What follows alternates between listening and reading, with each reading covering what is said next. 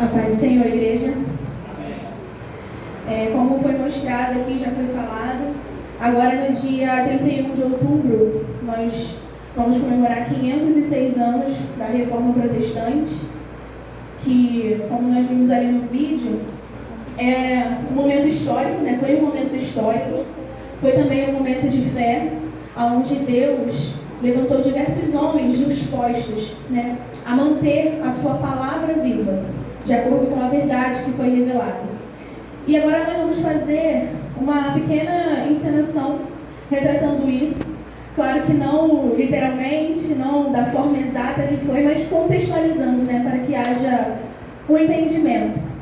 Antes eu vou fazer aqui uma leitura e aí nós vamos iniciar.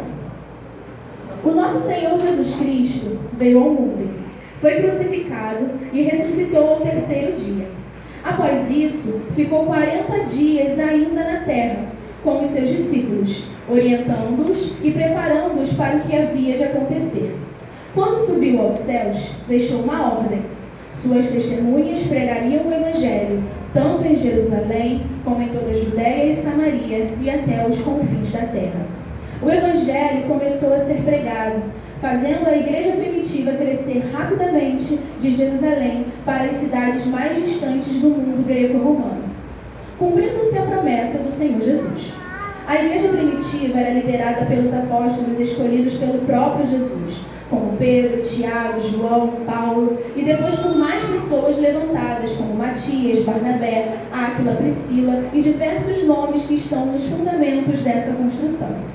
Até aqui, todos conhecem. Mas e depois? A igreja passou por períodos sombrios, de muitas perseguições, lutas e mortes pelo Império Romano. Porém, o barco do cristianismo parecia afundar de verdade quando a igreja e os cristãos deixaram de ser um problema e passaram a ser vistos como uma boa condição de vida. Irônico, não é mesmo? Quando todos podiam então expressar sua fé livremente, a igreja se viu cercada de mentiras, falsas doutrinas e pregações equivocadas. Era hora de algo. Era hora de algo ser feito. Em 1184, Pedro Val, um comerciante francês, ao ler o Antigo Testamento, decide mudar sua vida e a de outras pessoas mais pobres. Sendo expulso para a Itália, ele faz uma tradução da Bíblia para o idioma francês comum, uma ação proibida, uma vez que somente os membros do clero podiam ler as escrituras e em latim. Na década de 1300, Deus levantou um homem chamado John Wycliffe, que lutou contra os excessos de luxo com o dinheiro do povo, defendendo uma vida mais moderada e atacava os erros da igreja. Ele disse que a Bíblia é a autoridade suprema da igreja. Outro homem, John Hanson, afirmou que todos podiam buscar a Deus diretamente, sem a mediação de homens. Foi excomungado pela Igreja Católica em 1410 e, alguns anos mais tarde, queimado. Surge então na Alemanha, em 1517, um monge chamado Martinho Lutero, que era professor na Universidade de Wittenberg. Lutero não aceitava principalmente a questão da venda de indulgências, doações em dinheiro em troca de perdão pelos pecados. Quando a igreja tinha objetivos importantes, ela realizava uma venda especial de indulgências e incentivava as pessoas a darem contribuições em troca desse perdão e da garantia de salvação. Compra e venda de cargos e funções nas igrejas também eram comuns.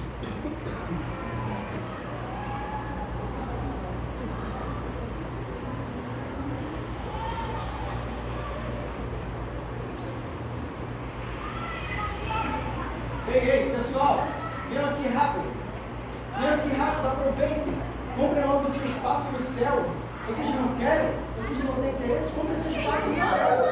Vamos, comprem seu espaço no céu, também orações por suas vidas e dos seus familiares, para que eles não vão para o purgatório. Não esqueçam disso, vocês também vão ajudar a construir a base do crescimento. O que vocês querem? Quem quer? Seu pai? Tá bom, tudo bem. Vocês estão fazendo isso? Isso é errado.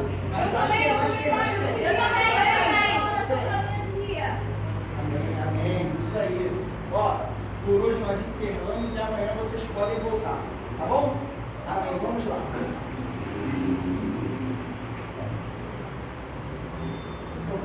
está errado. Isso não pode acontecer. Eu preciso fazer alguma coisa para mudar isso. Vou orar ao meu Deus. Senhor, me dê sabedoria, Pai. Me dê algo a fazer para que essas pessoas não continuem, Senhor, sendo enganadas, meu Deus. Fala comigo de alguma forma, Pai. Isso precisa ser mudado. As pessoas precisam conhecer, Senhor, verdadeira, meu Pai, palavra, Deus. Porque não é isso que está acontecendo, meu Pai. Isso não é a verdade.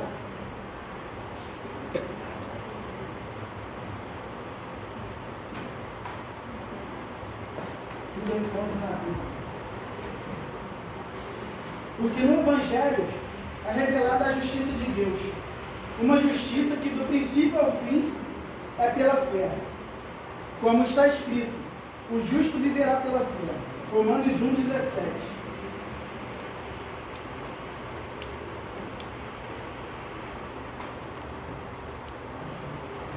Eu não vou fazer.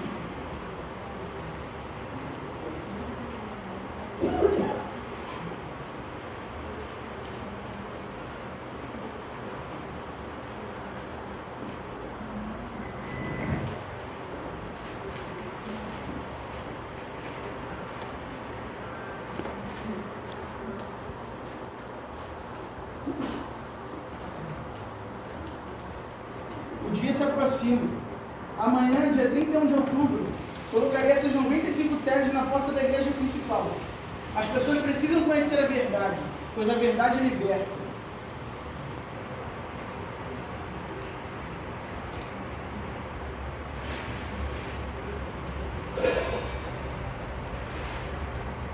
Agora sim, eles vão conhecer a verdade. Vamos! A fila vai estar grande, pois amanhã é dia de todos os santos. Vamos chegar cedo para garantir nossa vaga no céu. Vejam isso. Os cânones penitenciais são impostos apenas aos vivos. Segundo os mesmos cânones, nada deve ser imposto aos moribundos. Através da morte, os moribundos para o mundo já estão mortos para os leis canônicos, tendo por direito a isenção das leis. Certo que, ao utilitar a moeda da caixa, podem aumentar o lucro e a cobiça. A intercessão da igreja, porém, depende apenas da vontade de Deus. Qualquer cristão verdadeiramente arrependido tem direito à remissão pela fé na igreja, mesmo sem carta de indulgência. São inimigos de Cristo e do Papa, aqueles que, por causa da pregação de indulgências, fazem calar por inteiro a palavra de Deus nas demais igrejas. Lutero, o que é isso? Nos explique. Vou explicar a vocês. Irmãos, lendo a Bíblia, o Espírito Santo me mostrou os erros cometidos pelas pessoas e pela igreja. Mas e a tradição da igreja? Só a Escritura. Somente o que está escrito nas Escrituras é o que deve ser levado em conta. Não temos que pagar para ter a remissão dos nossos pecados? Sola fide. Somente a fé no Filho de Deus e no que Ele faz por nós é o suficiente. Mas e nossas boas obras? Não é assim que chegamos ao céu? Sola gratia. Somente pela graça vinda de Deus. Então não precisamos pagar para que ninguém interceda por nós e pelos nossos pedidos? Solos Cristo. Somente Cristo é nosso mediador, o único que nos leva até Deus. E a quem iremos reverenciar então? Só lhe deu glória. Falem e ajam de forma a glorificar a Deus somente. Todas entenderam? Sim! Somente as Escrituras. Somente as Escrituras! Somente a fé. Somente a fé! Somente a graça. Somente a graça! Somente Cristo. Somente Cristo! Glória somente a Deus. Glória somente a Deus!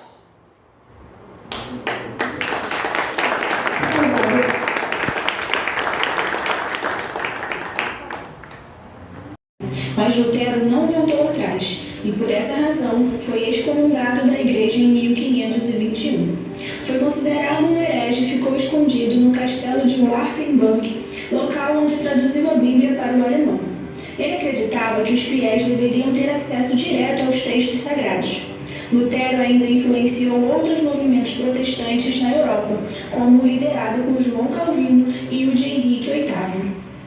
Muitos outros nomes fazem parte dessa lista de corajosos levantados por Deus para defender a genuína fé, inclusive eu e você. Hoje, 506 anos após esse grande passo de 1517, será que ainda temos algo para mudar dentro das igrejas? Sim, sempre teremos. A reforma precisa ser mantida por mim e por você. Somente as Escrituras devem ser o nosso ponto de partida, e todas as vezes que algo estiver saindo do curso que Deus ordenou, devemos parar, orar e escolher a Bíblia, a fé, a graça, Cristo e a glória de Deus.